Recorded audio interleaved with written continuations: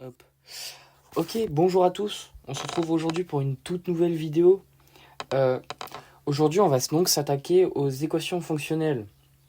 Les équations fonctionnelles, c'est quoi? C'est en gros des équations où les inconnus, c'est des fonctions. Donc on va faire un exercice d'équation fonctionnelle assez intéressant, que moi je trouve assez intéressant et surtout très peu commun dans ce qu'on fait généralement dans les équations fonctionnelles. Donc cet exercice, je l'aime très bien.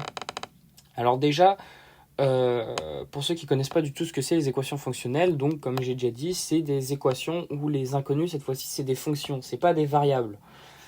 Donc là, par exemple, ici, notre équation fonctionnelle, c'est ça. Il faut trouver toutes les fonctions.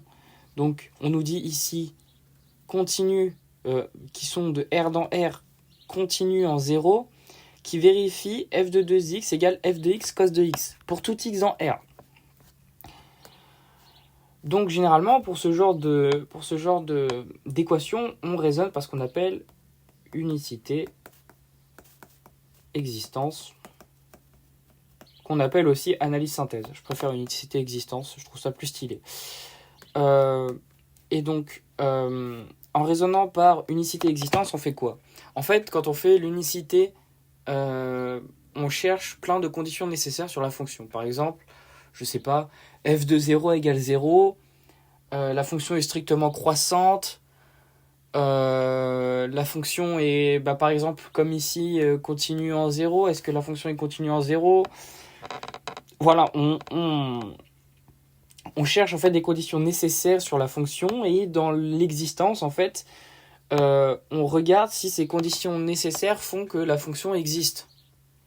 C'est-à-dire, par exemple, je sais pas, à la fin de cette équation, on peut trouver, par exemple, je sais pas, f de x égale 5x plus 2. Si on trouve f de x égale 5x plus 2, dans l'unicité, dans l'existence, on regarde que 5x plus 2 vérifie ça. Bon, ici, un 5x plus 2 vérifie pas ça, mais voilà. Donc, voilà, c'est ça le but. C'est ça le but de ce qu'on appelle le raisonnement par unicité-existence ou par analyse-synthèse. Donc, on va commencer tout de suite par la résolution de l'exercice. Bien évidemment, je vais mettre en pause l'écran pour que vous ayez l'énoncé et que vous puissiez répondre si vous souhaitez.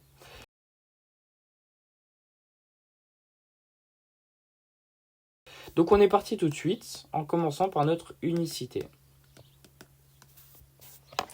Ok, dans notre unicité déjà, quand on voit ça, c'est déjà un genre de fonction qui est très peu commun parce que généralement en fait on a des fonctions du type f de x plus y égale machin machin machin. En fait on a deux variables et ce qui fait de cette équation une équation très intéressante, c'est qu'il n'y a qu'une seule variable et qu'en plus ça met en jeu un petit cos, un petit f et un f de 2x, et ça je trouve ça ultra intéressant. Surtout que des équations fonctionnelles avec du cos, c'est pas le plus classique, on va dire. Donc voilà, on se retrouve avec ça. Et donc maintenant, avec ça, on est censé faire quoi? Moi, le premier truc que je vois, c'est que déjà, il y a certaines valeurs de x qui font que f de 2x s'annule. Bah oui. En regardant ici, f de 2x, comme c'est le produit de f et de cos, il y a bien des valeurs où f va s'annuler puisque le cos il s'annule en des valeurs. F, on ne sait pas. Puisqu'on cherche à déterminer les valeurs dans lesquelles f de 2x s'annule, on cherche à déterminer les valeurs dans lesquelles f de x s'annule. Sauf qu'on ne connaît pas du coup les valeurs auxquelles elle s'annule. En fait, ici, on va plutôt déterminer une partie des solutions qui font que l'équation f de 2x, enfin f de x égale 0 admet plusieurs solutions. En fait, on peut dire que cos de x égale 0, ça implique que f de 2x égale 0. Et on remarquera bien évidemment que ce n'est pas équivalent parce que f de x pourrait très bien s'annuler. Donc voilà, cos de x égale 0 implique f de x égale 0. Sauf que cos de x égale 0, c'est équivalent à x égale pi sur 2, modulo de pi, ou x égale 3pi sur 2, pardon, modulo de pi. Donc en fait, on a ici une infinité de solutions de f de x égale 0. Enfin, f de 2x égale 0, pardon. On a f de 2x égale 0. Pardon. Non, c'est pas comme ça. Excusez-moi. Puisque c'est cos de x égale 0 implique x machin, donc implique f de 2x. En fait, c'est x égale pi sur 2 modulo de pi ou x égale 3pi sur 2 modulo de pi, ça implique que f de 2x égale 0. Et donc ici, f de 2x égale 0 pour x égale pi sur 2 ou x égale 3pi sur 2, ça fait quoi? Ça implique que pour x égale pi modulo de pi ou x égale 3pi modulo de pi, en fait ça implique la même chose, hein. Ça implique x égale pi modulo de pi, hein. Puisque 3pi c'est pi plus 2pi, et on a bien que ça nous fait x égale pi modulo de pi. Donc en fait pour x égale pi modulo de pi, donc attends, on va le réécrire, pour x égale pi modulo de pi, f de x est égal à 0, oui. Parce que on a donc x égale pi, sauf que pi c'est bien égal à 2pi sur 2.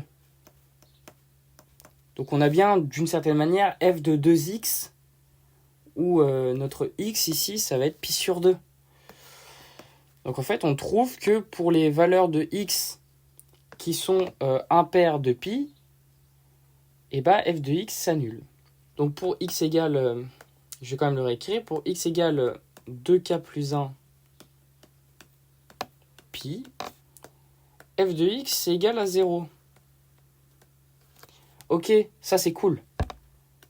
On a quand même trouvé des valeurs pour lesquelles f s'annule. Donc on a trouvé déjà des conditions nécessaires sur f. On a trouvé que si x est égal à 2k plus 1 pi avec k dans z, alors la fonction f s'annule. Donc on a déjà trouvé une condition nécessaire. Maintenant ça suffit pas vraiment. C'est un peu ça le problème. Ce qu'on va faire maintenant, c'est montrer que en fait ça c'est vrai, mais pour tous les multiples de pi. Alors pourquoi c'est vrai pour tous les multiples de pi? Là on a montré que c'était vrai pour les multiples impairs de pi. Donc par exemple 3pi, 5pi, etc. etc. Maintenant, pour les nombres pairs, c'est autre chose. Et là, il va falloir faire ce qu'on appelle donc une disjonction des cas. En fait, on fait une disjonction des cas où on considère par exemple un certain entier n, donc soit n éléments, donc n on va le considérer comme un entier, soit n éléments de z. On va considérer dans un premier temps le cas où n c'est égal à 2 à la puissance p avec p appartenant à du coup n. Dans ce cas-là, en fait, on va procéder par du coup récurrence. Pourquoi on va procéder par récurrence? On va le voir juste là. En fait, on remarque que f de 2 On remarque que f de 2 à la puissance p, pi, c'est égal à f de 2 à la puissance p moins 1 pi, cos de 2 à la puissance p moins 1 pi. Sauf qu'en fait, si on répète ça à l'infini, en fait, on va obtenir, à la fin, on aura f de pi, sauf que f de pi, c'est quoi? C'est f de pi sur 2, cos de pi sur 2, et ça fait 0. Donc en fait, peut directement conclure de manière immédiate que f de pi, enfin f de 2 à la puissance p fois pi, ça va être égal à 0. Bon, pour ça, on va quand même faire une récurrence. Pour que ça soit un peu propre, on va faire donc une récurrence. Alors, on initialise. Donc, initialisation.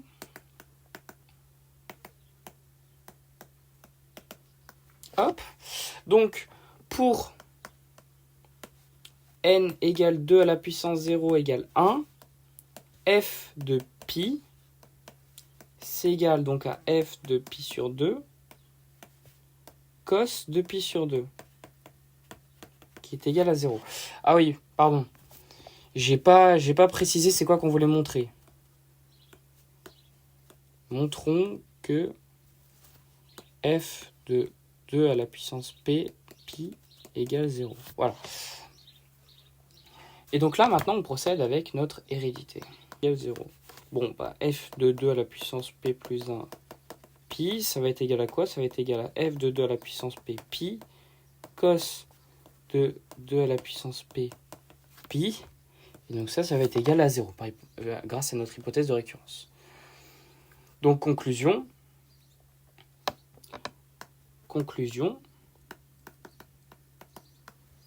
Pour tout p éléments de n, f de 2 à la puissance p, pi, c'est égal à 0.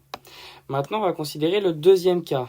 Le deuxième cas, c'est quoi? C'est le cas où n, en fait, ça va être égal à 2 à la puissance, par exemple, p moins alpha, fois un certain nombre, je sais pas, état, où état, c'est congru à 1 modulo 2. Donc, en gros, état est impair. Pourquoi?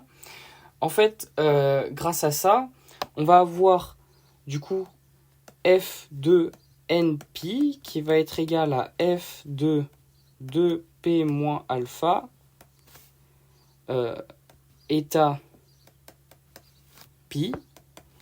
Et ça va donc en fait le 2 à la puissance alpha, p alpha en fait, il va à partir d'un certain rang partir.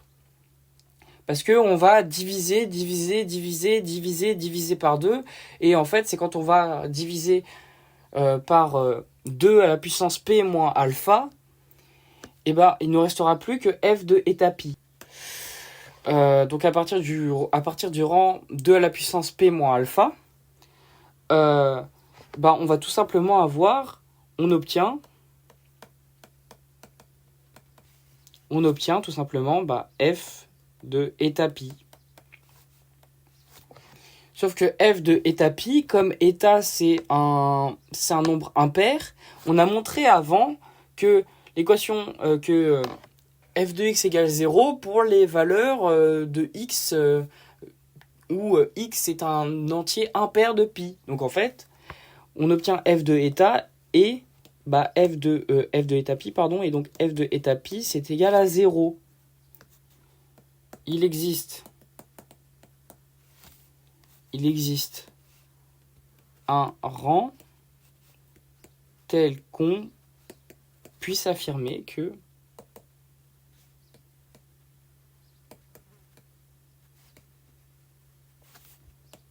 f de npi c'est égal à 0. Et donc en fait là, du coup, vu qu'on a considéré les deux cas où n était pair, la clé ici c'est de se dire soit c'est une puissance de 2, soit alors c'est une certaine puissance de 2, mais fois un nombre impair. Et donc si c'est un nombre impair, vu qu'on a montré avant que si c'était un nombre impair multiple de pi, ça s'annulait, ici du coup ça s'annule. Et en fait, donc on a montré que pour tout cas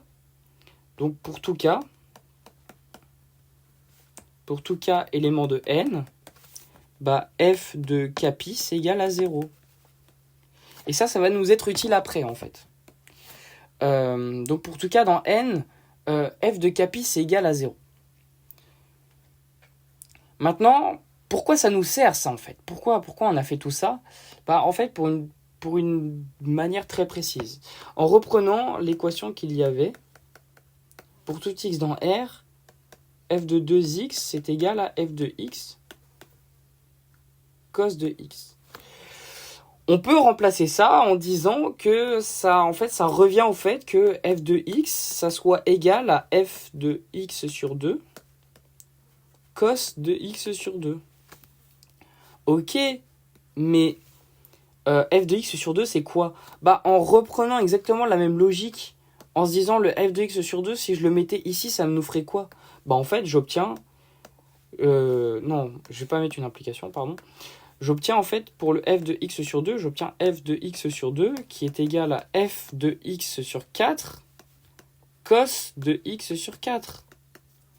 Et en faisant le f de x sur 4, j'obtiens quoi? J'obtiens f de x sur 4 égale f de x sur 8 cos de x sur 8. Et de cette manière-là, on peut montrer par récurrence une propriété qui est la suivante, que f de x est égal à f de x sur 2 à la puissance n fois le produit de k égale 1 à n de cos de x sur 2 à la puissance k. Ce qu'on va faire, c'est qu'on va quand même le montrer par récurrence. Donc en fait, on va faire quoi? Ici, on part de f de x sur 2 à la puissance n. Bah, f de x sur 2 à la puissance n, on peut le voir comme 2 fois f de x, enfin f de 2 fois x sur 2 à la puissance n plus 1. Et donc ça fait f de x à la puissance 2n plus 1 cos de x sur 2 à la puissance n plus 1.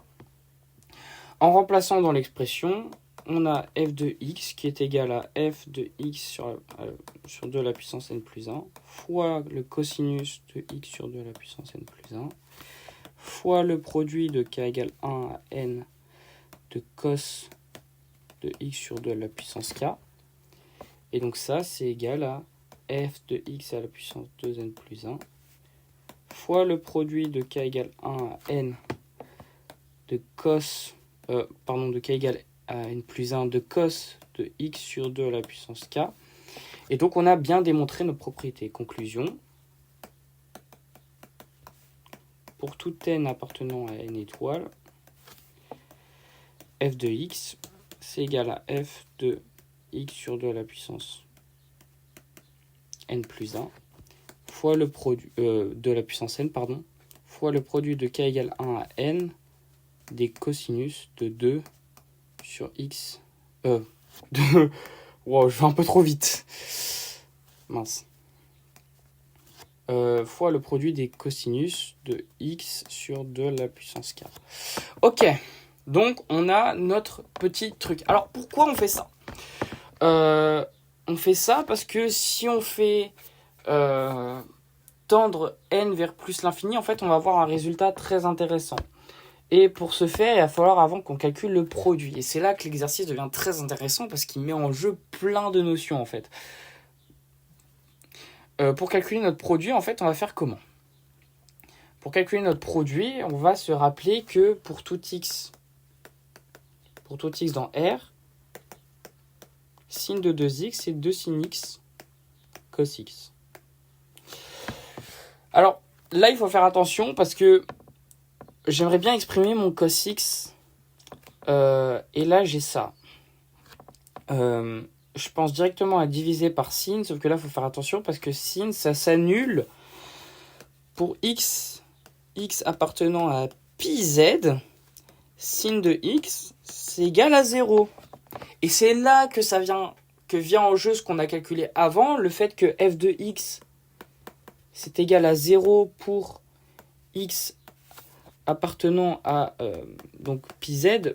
J'avais dit pour x égale kpi, mais x égale kpi, c'est la même chose que x appartenant à pi z. Donc en fait, on a déjà calculé la valeur de f avant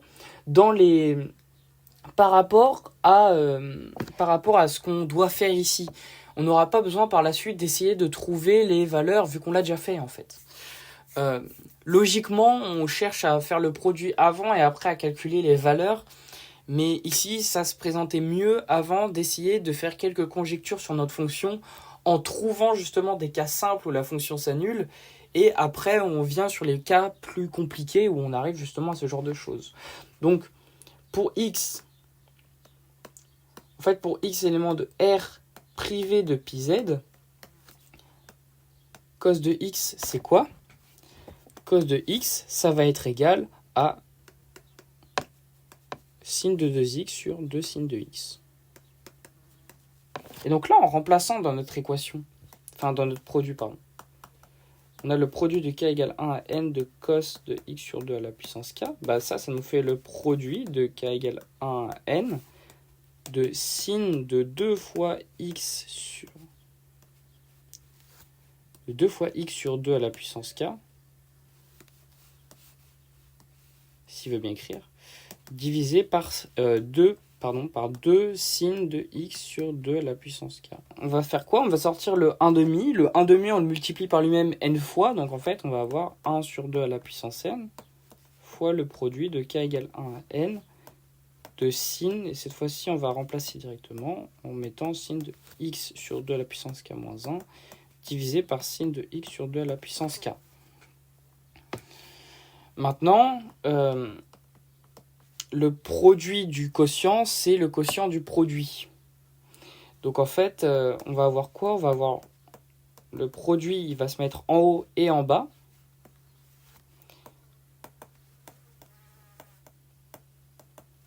Hop, donc il se met en haut et en bas.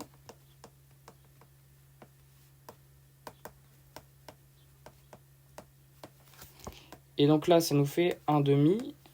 Et là, il va falloir avoir la vision un peu. On a un produit qui va de k égale 1 à n, et on a un signe de x sur 2 à la puissance k moins 1. Bah là, il faut avoir le réflexe direct, c'est faire un changement d'indice, que je vais faire directement. Donc en fait, on peut directement partir de k égale 0. En fait, on part de k égale 0 jusqu'à n-1 ici. Et donc en fait, là, on va avoir le produit de k égale 0 à n-1, et on aura le produit de la même expression sur la même expression. Et donc là, ça doit directement faire penser à un télescopage. En fait, on va faire quoi ici?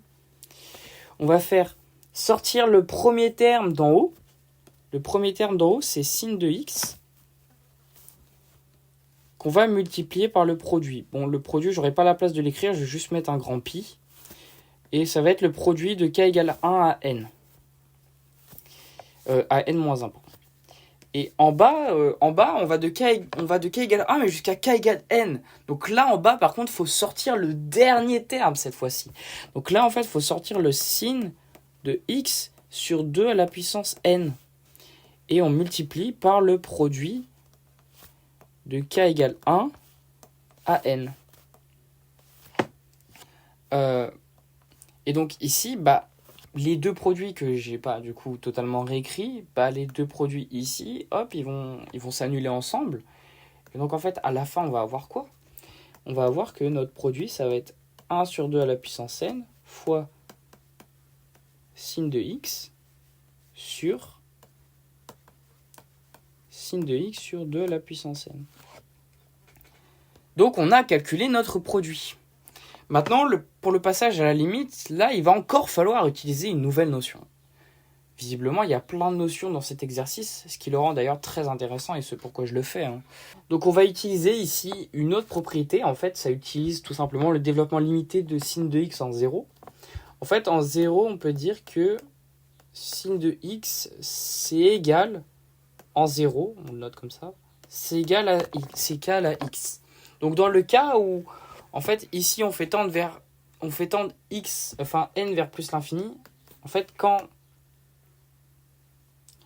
n tend vers plus l'infini, bah, x sur 2 à la puissance n, ça tend vers 0. Donc en fait, ici, on pourrait prendre notre grand x qui serait égal à x sur 2 à la puissance n. Donc en fait, notre sin de x sur 2 à la puissance n, bah, en 0, ça va être égal à x sur 2 à la puissance n. Et on va utiliser ça pour calculer notre limite. Bah, là, on va appliquer notre sin de x sur 2 à la puissance n égale à x sur 2 à la puissance n. Donc ça va nous faire la limite quand n tend vers plus l'infini de 1 sur 2 à la puissance n fois sin de x Et du coup, là, on divise par x et on multiplie par 2 à la puissance n. Ce qui fait donc sin de x sur x, puisque sin de x sur x ne dépend pas de n. Pourquoi ici c'est intéressant? Parce que quand on va faire tendre n vers plus l'infini, on va obtenir une expression pour f. En faisant une itération infinie de ce qu'on a fait, du processus qu'on a fait, on obtiendra une expression de f. Et en fait, en passant donc à la limite quand n tend vers plus l'infini, sauf que ça, on l'a calculé juste avant, ça nous fait sin de x sur x. Et donc x sur 2 à la puissance n, quand n tend vers plus l'infini, ça tend vers 0. Donc en fait ici, on nous dit avant que f est continu en 0. Donc la fonction f qui est ici désignée, la fonction f qui est ici, est continue en 0. Ça veut dire quoi? Le fait que la fonction f soit continue en 0, ça veut dire que la limite, quand x tend vers 0 de f de x, c'est égal à f de 0. Et là, c'est évidemment, le résultat devient tout de suite visible, puisque quand n tend vers plus l'infini, x sur 2 à la puissance n tend vers 0. Ça revient d'une certaine manière, si on pose grand x égale à ça, et ça revient à dire que c'est la limite quand grand x tend vers 0 de f de grand x, et donc ça c'est égal à f de 0. Donc en fait, on a quoi? On a que pour tout x élément de R privé de pi z, f de x, c'est égal à f de 0.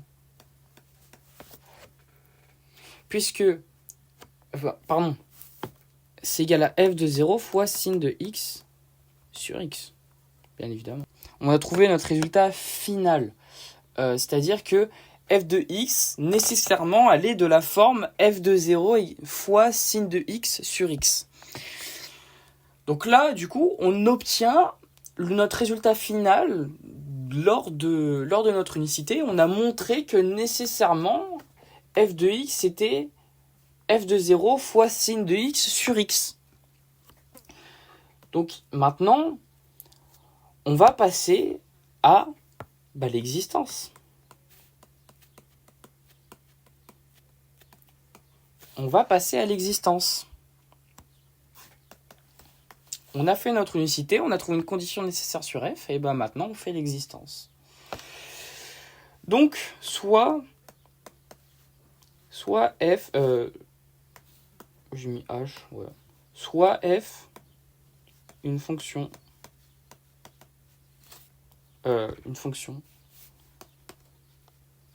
telle que pour tout x appartenant à R, f de x égale, du coup, f de x égale f de 0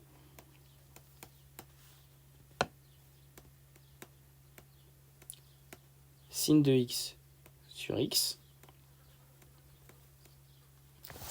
Déjà, a priori, là, on peut se dire, il y a un problème. F de x en 0, il y a un problème, on divise par x. En fait, pourquoi il n'y a pas de problème? Directement, parce que la limite, quand x tend vers 0 de sin de x sur x, ça fait la limite, quand x tend vers 0 de sin de x moins sin de 0 sur x moins 0. Et ça fait tout simplement la dérivée de sin en 0. Ça fait cosinus prime de 0. Ça fait sinus prime de 0, donc cosinus de 0, pardon. Et donc ça fait 1. Donc en fait, la limite, quand x tend vers 0 de f de x, c'est égal à f de 0. Voilà, donc la fonction, elle est bien définie pour tout x dans R. Il n'y a aucun problème. Maintenant, notre fonction... Ah oui, j'ai oublié de préciser avant.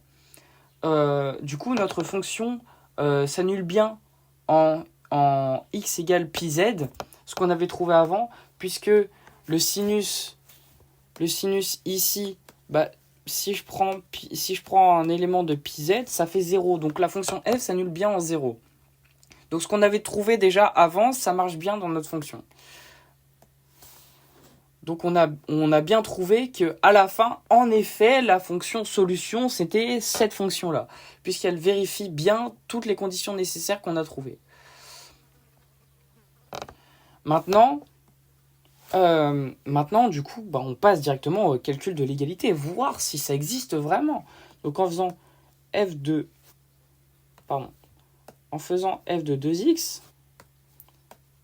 2x, ça nous fait quoi? Ça nous fait f de 0 fois sin de 2x sur 2x. Ça nous fait quoi? Suivez bien me mettre une nouvelle page. Ça fait quoi? Ça fait, du coup, ça nous fait, comme j'ai montré avant, ça nous fait 2 sin de x cos de x divisé par 2x fois f de 0. Et ça nous fait quoi? Ça nous fait sin de x sur x fois f de 0 fois cos x.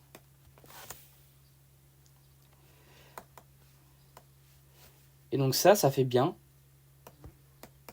f de x fois cos x. Donc on a trouvé à la fin, en fait, que toutes les fonctions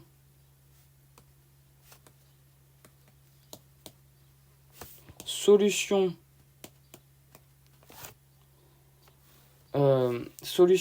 de f de 2x égale f de x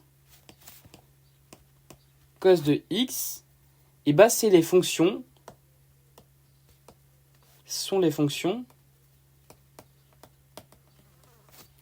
donc f qui a x associe donc c fois sin de x sur x, et donc les fonctions de R dans R, avec, bien évidemment, avec C égale F de 0. Voilà. Donc l'exercice est terminé. On a trouvé toutes les fonctions qui étaient solutions de notre équation. Et n'empêche, ça nous a fait un peu de travail, hein.